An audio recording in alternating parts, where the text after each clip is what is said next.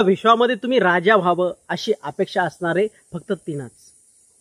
माऊली ज्ञानोबारांनी तळागाळातील 18 पगड जाती तळागाळातील व्यक्तींना हक्काचं व्यासपीठ निर्माण करून दिलं आणि प्रत्येक व्यक्तीला संत बनवला. तुमचं हक्काचं हे स्वराज्य आहे, याचे मालक तुम्ही आहात, राजा तुम्ही आहात.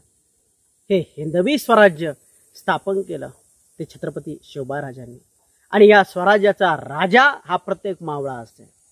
मावळाच नाही तर या मातीतला प्रत्येक दगड या स्वराज्याचा राजा असेल, तितका सामर्थ्यवान असेल.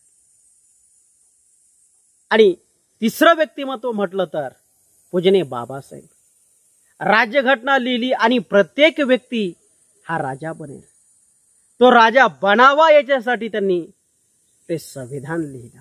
तेव्हा या जगामध्ये या 3 महामानवांचे उपकार कोणीही विसरल्याशिवाय जगू नये.